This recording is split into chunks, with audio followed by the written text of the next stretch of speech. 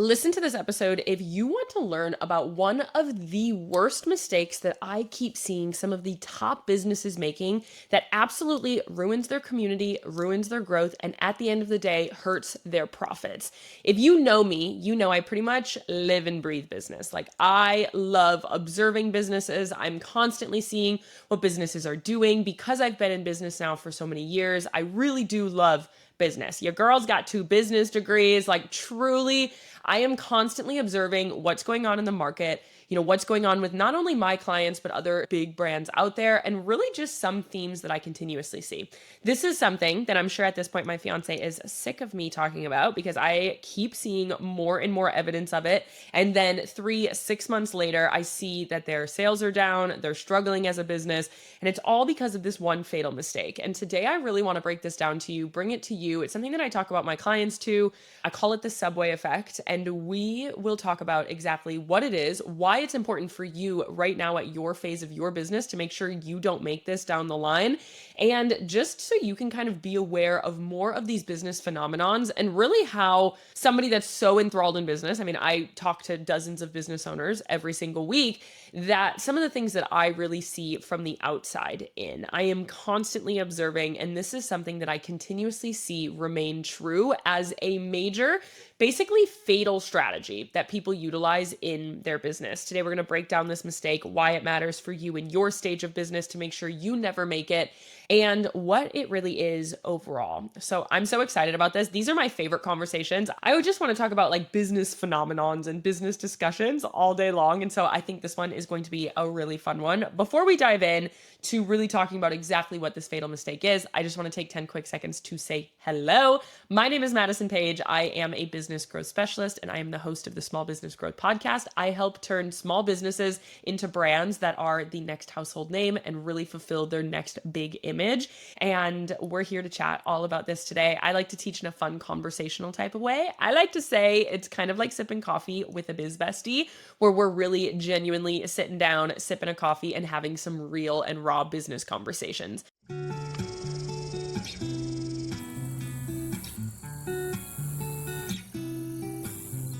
So much of business growth isn't just about more information. It's actually a perspective shift. It's actually a skill set. And it's really, I call it a business brain. I say this all the time, is like, my business brain goes all the time, or like the entrepreneurial IQ. Like, you don't have to be a business owner to have a business brain, but you need to have certain perspectives. You need to have certain traits. You need to be able to kind of see the world in a certain way to really understand business. And that's what I want to do for you in this podcast, is really give you those perspective changes. And this conversation today is a really big one. If you've been around in my world for a while, you hear me talk about a differentiator, or like a unique value proposition, or a major message within your brand. You need to have something in your brand that separates you from everybody else within your industry. This mistake that we're talking about today goes right back to how some of these big brands misuse their differentiator, their unique value proposition, their like major campaign that they run.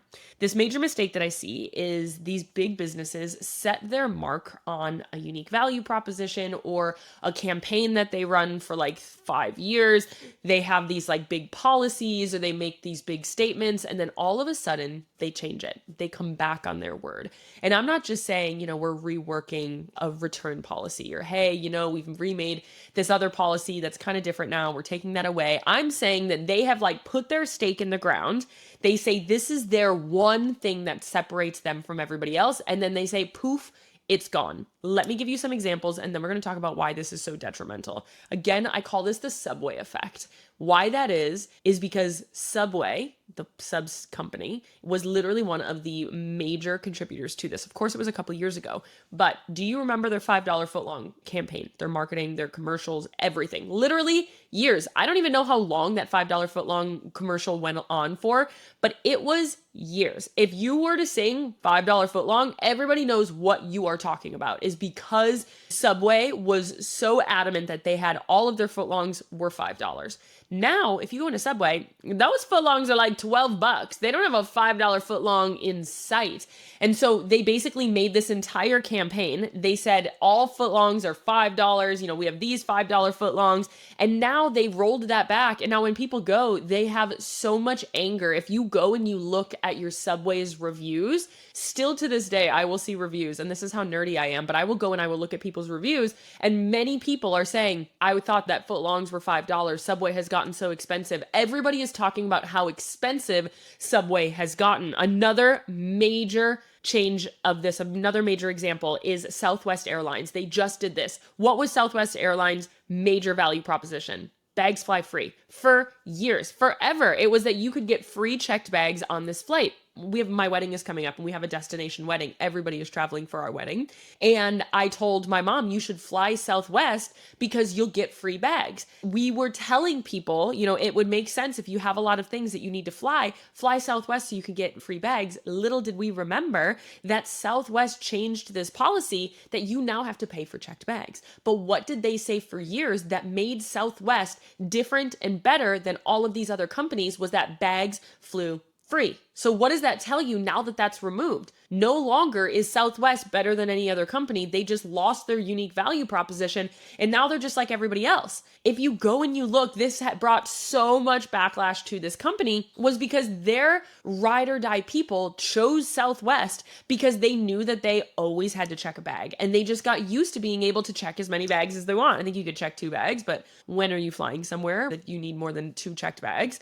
And everybody was choosing Southwest because of that reason, because that was their major campaign. It was all over their website. It was all over their commercials. It was their tagline, Southwest Airlines, bags fly free. Over and over and over again, they took it away. And now all of a sudden it's like, why would I shop and why would I fly Southwest over everybody else? Because they no longer have that policy that they, again, put their stake in the ground on. There's so many examples here.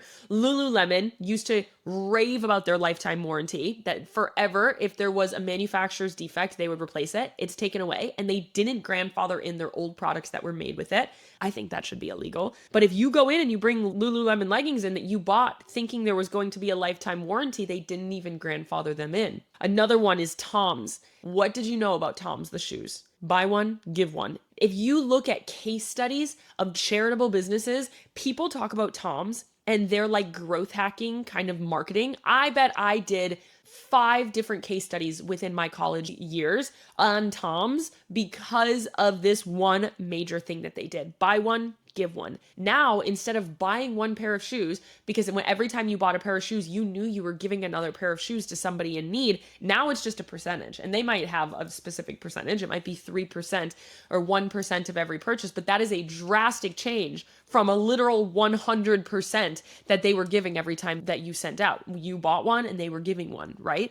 And so that makes such a difference in people's minds because you can girl math that really quick when you have buy one and give one. That means that you're like, oh, I'm basically doing charity. Like, this is great that I can get myself a pair of shoes. I can give somebody else a pair of shoes. Why would I not do that? But now that it's a percentage, there was a public outcry because of it. LL Bean, they had a no questions asked return policy. It was literally in their marketing. I remember a commercial so vividly of like somebody coming in with like the most worn boots ever, putting it down on the counter, and then they just flipped it out. No questions asked, no length of their return policy. And now they tightened it up. Now you can't do that anymore. Again, it's okay to change policies. It's okay for you to come back on some of your policies. It just can't be the policy that you said this is what sets you apart from everybody else. You can't say the only reason to choose me is because of this $5 footlong or these bags fly free or, we have this buy one, give one campaign, and then you change it. Because now your community members that loved you for that promise feel so hurt and so betrayed, and then they're going to go elsewhere. You just took your closest people that raved about you, your ride or die customers, and they loved you because of that value and basically said, sorry, I don't care about that anymore. You broke a promise and you break that trust and you betray your audience. They build resentment there. They're upset. They're hurt. And now you just damaged your most loyal and your most profitable customer base. There's a ton of different examples here. Another really recent one was Flowdesk. Now, I love Flowdesk. I recommend Flowdesk. It's an email software to my clients. But what they have marketed for a really long time is that their pricing of their software did not increase based on how big your audience size was. Because if you're on an email marketing software and all of a sudden you have 50,000 emails on a list, it can cost you hundreds of dollars a month to hold that list on that platform. So they said, we're going to be different. And our pricing model is going to be different where it's unlimited no matter the size of your audience. It was something that they put their stake in the ground and they just announced like last week that they are starting a tiered model. And of course, they're using it to be like, yes, you will be grandfathered in, but your new customers will no longer have that, which I do think is like an admirable way to do it, is to at least grandfather some people in. But some of these you can't grandfather, and you can't grandfather people into $5 footlongs or bags fly free or anything like that. But with a software, it is something that you can do. But again, that was their unique value proposition. It was something I would tell my people all the time. Go to Flowdesk and your pricing won't increase as your list size does. So this is bad for a lot of different reasons. Community runs on trust. If you're in my community and if you're listening to this podcast and you listen to it religiously, you know that I preach community. Community is what I would say is my specialty. It's what I help the biggest brands in the world do, is try to build more community in their business. And community is measured by having this like loyal raving fan base. You have a higher return customer rate, you have a higher referral rate, you have a higher engagement rate on everything, you have a higher average order value than the rest. Community is what makes business easier. It's what makes business more warm and fuzzy. It makes things grow quicker. It just builds this major momentum constantly because your people are going to share about you. They're going to come back to you, and you're not on this roller coaster of constantly needing new people to acquire all the time because you have your community that's either A, sharing you with their friends, or B, they are just buying so frequently from you that you don't constantly need to be in this major acquisition phase. But when you betray your community, because community runs on trust, it runs on connection, it runs on loyalty, it runs on values. This feels like a direct betrayal when going against a promise that you've been giving them for a long time. If this was a friendship circle and you would say, we are always going to do this one thing, and then all of a sudden you say, sorry, I can no longer do that anymore, you're gonna be like, that was our one thing. We said we would never do this to each other, and now you're doing it. Again, this was the one thing. This was something that was holding us together, and now you just betrayed it. This was the reason that they constantly came back to you. It basically wakes up your audience to knowing that you care more about your profit than your promises. You care more about your bottom line and like, this is what's absolutely necessary. And don't get me wrong, I love a good profit. I am here to help you increase your profit. That is one of my major missions as who I am. And when I work with my clients to help them grow their business, is that I help them increase their profits. But your audience needs to know that you care about your values and your customers and your community. They need to feel like your first priority is service, is providing a good product, is feeling really solid about it. So what they want to keep on purchasing from you, if they're like, oh, this person just is like greedy and wants as much profit from me as possible, that's what happens when you start to betray them. Then they're like, oh, here, now, Southwest just wants to charge me for my bags. Love that. Like, they're always going to have this element of resentment there. Hey, I'm jumping in here for 30 quick seconds for those of you listening and thinking, all right, but how do I actually apply this to my business?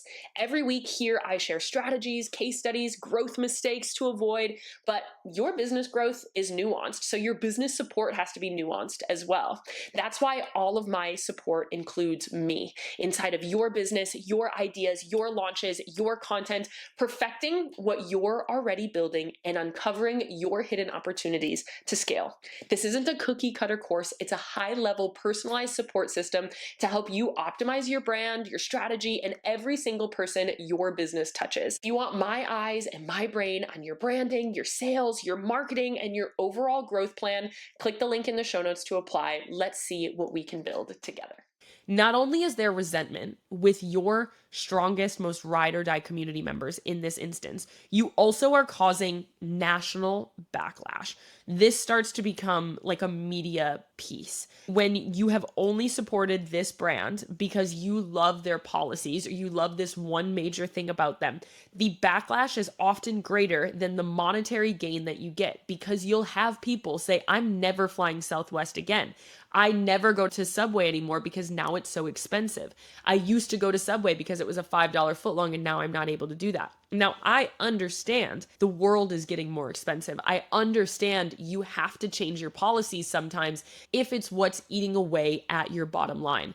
But the most important takeaway here is that you can't go back on your differentiator. You can't go back on your unique value proposition.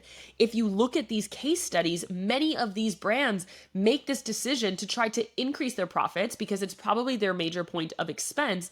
And then they actually lose so much revenue because people choose to never go back to that company again. Their loyal community says, I'm never going to shop from them again because of this. This just happened with me and my fiance. We went into Lululemon. He used to have a ton of Lululemon clothes. He still does. But we went into it and we said, hey, these Lululemon pants like totally fell apart. And they were like, ooh, you bought them 12 months ago and our manufacturer's warranty is only 90 days now or whatever it was. So we can no longer replace these. And he was like, well, no, these had a lifetime warranty. And they were like, yeah, we just recently changed that where we no longer have a lifetime warranty. So unless, and then they went down, unless it was in these numbers, you won't have a warranty anymore. And my fiance was like, that was the reason I constantly shopped at Lululemon, Patagonia, all of these things. I love shopping at these brands because he wears his clothes hard. I don't know, I'm the only fiance, wife, girlfriend, whatever, that like their partner literally wears their clothes until they are falling apart with holes in them. And I'm like, honey, this needs to be thrown away. So he loved shopping from companies that gave a lifetime warranty because he's like, I want to be able to wear these for years and then be like, hey, this fell apart. Some people may see that as abusing the system, is like, that's not a warranty. But there's also some people here that he was like, no, like the pocket literally fell off of these Lululemon pants. I spent $150 on these pants. The pocket shouldn't fall off in 12 months. And so we have to be able to look at some of these things and say, this was something that Lululemon said, stop buying expensive athletic wear that has poor quality. And then they said, we will forever replace these things. And now they no longer do that. And my fiance was like, I don't really need to buy from Lululemon anymore because when they don't stand behind the product like they used to, whether that's true or not, that was how he felt as a consumer. So community needs to be your number one priority. When you do this, you basically just betray your supporters that chose you because of these values and because of these policies. There are many ways for you to increase profits and cut your costs. The reason that many people change these policies, many brands, is because they're saying, okay, how can we make more money? Southwest probably sat down and said, all right, we need to make more money this year. How can we make more money? Which ways are other people optimizing that we are not optimizing? And they said, well, everybody charges for bags. Okay, so why don't we start charging for bags? And then they were like, yeah, I mean, if everybody pays $60 a bag, that's going to be a ton more money. But they cannot change your unique value proposition. That is not the area to change. So why this matters to you is because you're probably in a stage right now that you are narrowing in on your unique value proposition, or maybe you've already set it, but we need to be able to reflect on these unique value propositions and these campaigns and these messages. And you need to be careful of promising big or always or never and in absolutes. If you promise something, you have to understand that it is kind of your duty to maintain it if community is at your forefront. There are so many ways to scale. Going back on promises is going to be a really tricky one. So many people come to me without this unique value proposition, and it's something that every single brand needs. You need to know what is different about you than everybody else in your industry. And if you don't, it's going to be really hard to grow, point blank. But if you are setting it, you are setting this unique value proposition or this long-standing campaign that you want to run, or this messaging piece that you are putting out there, you have to be able to back it up, stick with it, and maintain it. This is why a lot of times when people come to me, this is just one of the reasons that when people try to differentiate based on being affordable, I'm like, don't do that, because what happens eventually, and affordability, I have a whole podcast episode on this, is you can't differentiate on being affordable, but you can't say I am the most affordable option out there, because then what happens when somebody starts a company and it's 50% of your cost? Now all of a sudden you're not the most affordable option and you can't say that anymore. Okay, are you going to change your price and say I'm the most affordable option out there? No, you can't do that. You have to find something that you are willing and able to say that this is so much of my business's values. I stand behind this. I think this is what my business is. It's what we value. It's what we want to be known as, and we will not change it. I will find other ways to cut costs and to increase profits rather than changing this one thing. Now, I understand there might be times when people are like, this is literally what is going to put us out of business. And that might be another story for another day. But I know Southwest Airlines was not about to go out of business. Subway was not about to go out of business. Lululemon, Tom's, Flowdesk, all of them were not about to go out of business. They were trying to find an opportunity to increase their profits without having to increase too much of their workload that went into it. And they said, why don't we change this one thing? But the fatal flaw that so many big businesses make is that they change the reason that their audience continues to come back and purchase from them. So when you're sitting here and thinking about what you are saying is your unique value proposition, whether it's a policy, whether it's a belief, whether it is something that your brand has that other people don't have, you have to be able to put that stake in the ground and say, I will not change this thing, because the backlash isn't worth it. The betrayal of your community isn't worth it. And the loss of customers that loved you for that reason, because of that promise that you made them, you are going to lose so many of them. Now, I checked a lot of these companies' stock prices this morning, and their stock prices aren't down. Some of these are, Tom's was a long time ago. Lululemon was probably a couple of years ago at this point. And there's many factors that go into this. This doesn't mean that they are losing money, but it does mean that they have to climb themselves out of a hole, because the backlash they lost a bunch of customers. And now, I literally have had many people tell me that they used to only fly Southwest, and now they feel like there's no reason to fly Southwest over anybody else because they have the same policies as everybody else. So you have to know that you have to put your stake in the ground and stick to it. Otherwise, you're going to end up losing a lot of your most profitable people, because it's much easier to maintain a community than to constantly have to acquire new customers. And you have to be able to really stand behind the values and the policies that you have as a brand.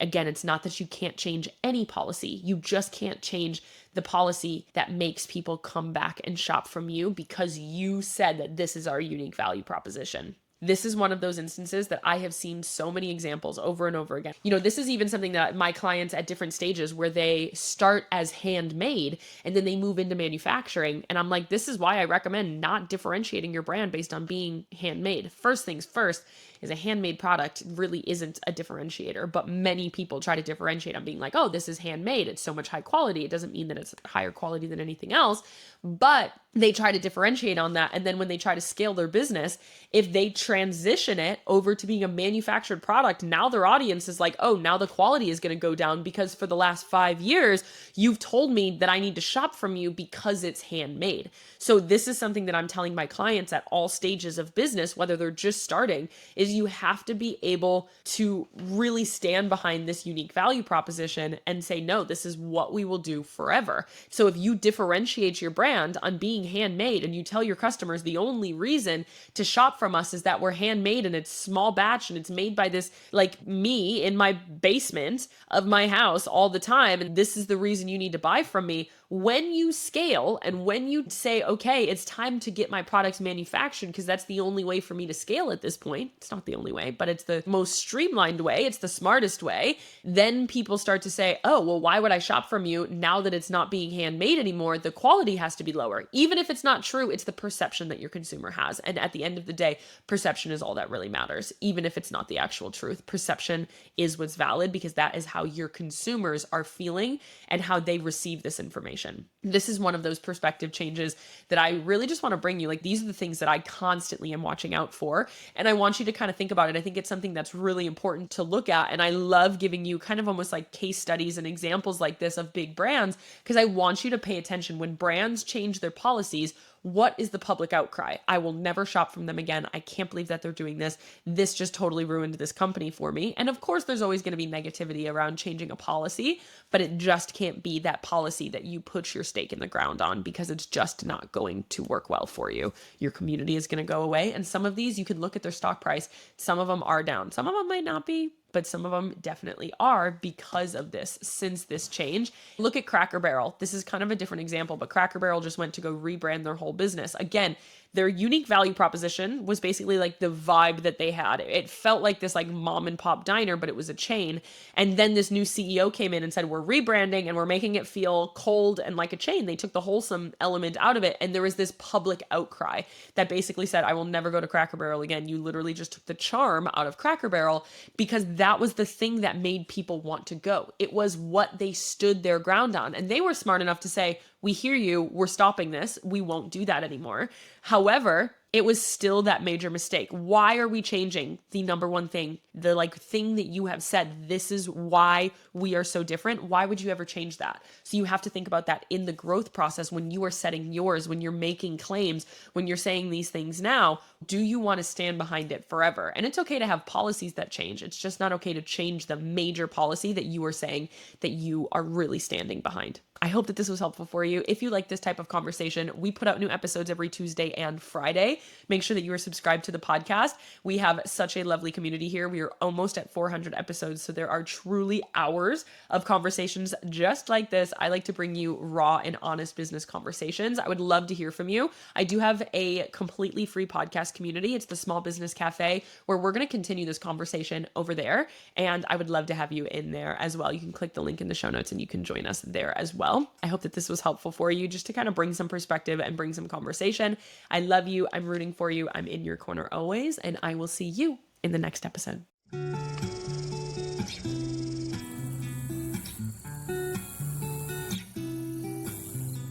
If you found today's episode helpful and are looking for more tangible ways to grow your business, make sure you are subscribed to the show. If you want to dive deeper into this topic more, click the link in the show notes and join our completely free podcast community, where we dive into every single podcast topic, as well as give some bonus support and free coaching calls. And finally, if you are interested in getting my eyes on your business to find your hidden opportunities to scale, apply to work with me one-on-one in the show notes or on our website. Remember, it's not enough to listen. Don't forget to implement too. I love ya. I'll see you in the next episode.